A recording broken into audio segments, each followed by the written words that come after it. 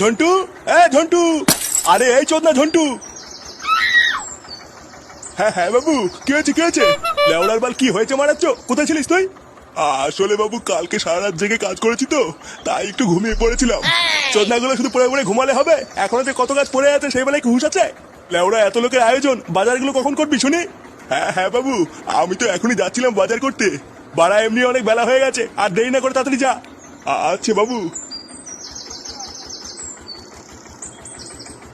লেওড়া ঘরে একটা আড্ডা আমরা পটা থাকতে আমি আর একা একা কত দিক সামলাবো? ফুটো, এ ফুটো।